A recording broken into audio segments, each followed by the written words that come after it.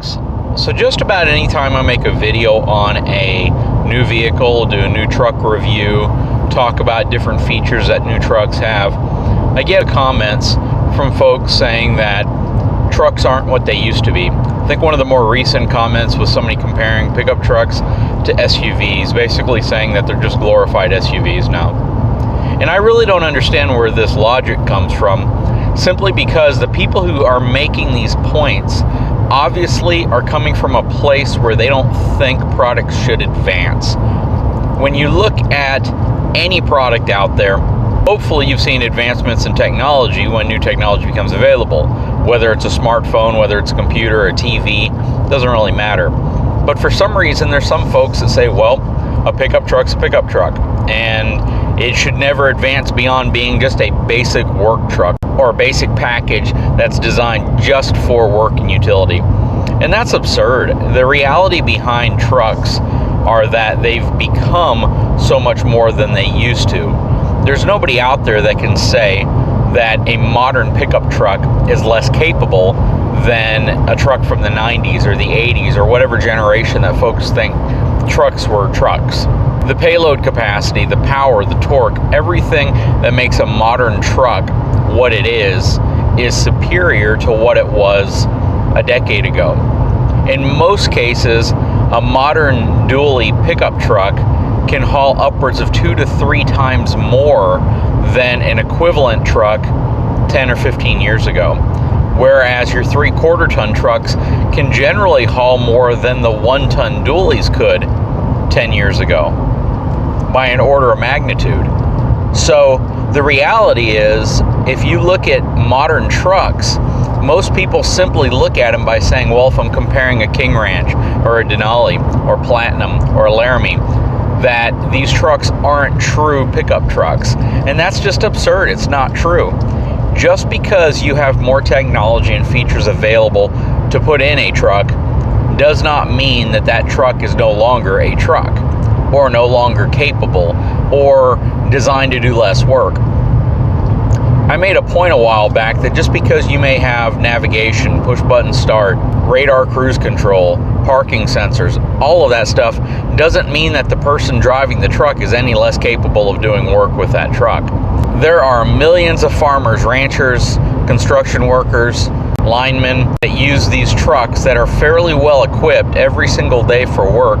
Just because you have some convenience features in the truck doesn't mean that you're not going to be hauling a lot of weight in the back of the truck, or doesn't mean you're not going to be hauling a large trailer or using tools. A lot of folks that live in and around the area that I'm at work for oil refineries, work in the oil and gas industry, and they have 100-mile commutes every day to go out to the middle of nowhere to work on a rig, and they drive King Ranch trucks or they drive Denali trucks.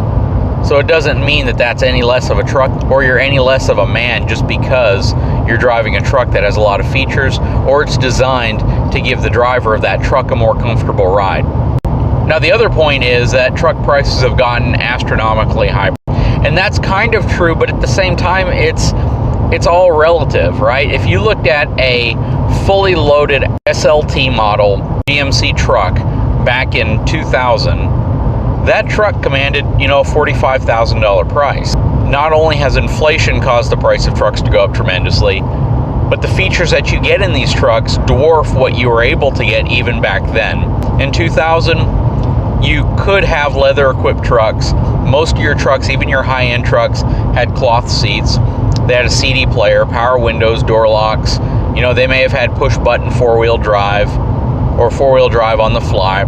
In some cases, they had upgraded stereo systems, sometimes wood trimming or wood paneling.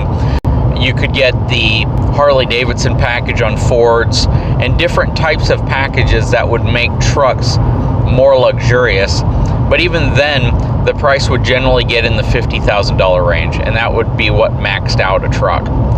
Now you're seeing trucks approach, $75,000, $80,000, $85,000 fully equipped. But look what you're getting in these trucks. These trucks rival Mercedes when it comes to technology. In many cases, they actually have more technology than a lot of these luxury brands that people just automatically assume should have the most technology. Not because the driver of that vehicle is any less capable of doing work, or that the driver of that vehicle is pampered or spoiled. It's because if you want a truck, if it's going to be your daily driver, if you're going to spend a tremendous amount of time in that vehicle every day, and you have a job and you're working, if you can afford it and it's something that you want, you should be able to have that type of luxury in a pickup truck. You shouldn't have to say, because I need a pickup truck, I'm going to be relegated down to the lowest possible type of vehicle I can buy, simply because there's folks out there who only think a truck is designed for hard labor. Doesn't make sense. If you are in the market for a pickup truck and you are criticizing all these higher end trim packages, don't get it. The key here is you don't need to buy a truck with a King Ranch package or a Denali package or a Laramie Longhorn package. You don't need to. You can go and either have a manufacturer spec out a work truck package for you, a base model package, or a truck that just doesn't have a ton of features. It's very easy. Every truck manufacturer has a work truck line, and most of those trucks are going to be roughly $30,000 less than their premium line. Now, if you saw the video that I did a while back on the F-250 with the 6.2 liter gas engine, the 2017 model, you'll see that that was a fairly stripped down truck. That truck didn't have a tremendous number of features. However, if you compare the features that even that truck had to a truck, you know, from 10, 15 years ago, you would be comparing an XLT, or in that case it was an STX model truck, which is almost a base model truck, to the highest equipped package in a pickup truck just 10 to 15 years ago. The features that that truck had would be features that you would have to opt for a higher trim package 15 years ago to have, but you're getting it on almost a base model truck. Now, that being said, you can get a package stripped down even further than the STX package. That package was a fairly stripped down package, but you have a couple packages below that if you don't even want those features. I did a walk around of a Chevrolet 2500 HD pickup truck. It was a white one. It was a work truck package, still had the chrome grille, still had a good look to it, but it was roughly a $30,000 pickup truck. There was a crew cab 4-wheel drive with a V8 in it, and that truck was very, very stripped down, yet it still had power windows, power door locks, CD player, the features that you would expect in a truck that was even a mid-level trim package 15 years ago. And the price was not bad.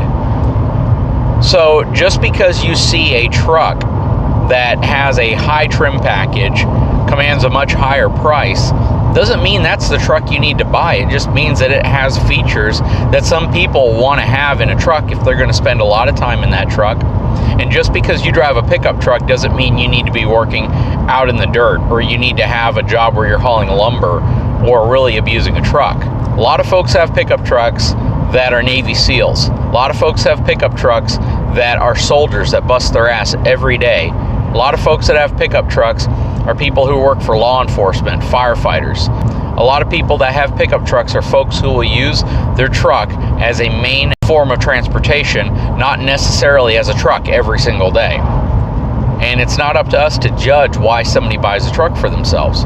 If you look at how trucks are built today compared to how they were built years and years ago, unless you absolutely are ignorant to the advances in technology, there's absolutely no way you can claim that a truck from 15, 20, 25, 30 years ago is built to the same standards that they are today. You can't say that a truck back then is stronger or better than it is today. The frame components, the type of metal that they use, the way they protect that metal, even on body panels, the way they isolate the chassis from the frame, the amount of horsepower they produce, the amount of torque that they produce, just the ability for them to last longer without routine maintenance required, all of that is far superior today than it was just 15 years ago. If you're looking for a new truck, there really is an option for you in just about every budget range you're looking for, in every body configuration you might be looking for. You may be looking for a crew cab 4-wheel drive truck. You may be looking for a regular cab truck. Or you may be looking for an extended cab truck with a gas engine or a diesel engine. There's so many options that are available to you right now, and you can spec the truck out so it doesn't have power windows or it doesn't have power door locks. If you don't care about that stuff, you can spec any truck out now to have virtually any feature you want in it. And that's really the point I'm making, that when you create comments saying that a truck's no longer a truck, you really can't make that claim simply because there is a truck you can buy from any manufacturer and have it spec'd out the way you want it spec'd out, with the features you're looking for at the price range hopefully you're looking for. Inflation plays a lot into trucks. People are making more money than they used to make. Things are more expensive than they used to be. Anyways, I hope you enjoyed this rant. If you do, I'd appreciate it if you subscribe to my channel and like my video. Thanks, everyone.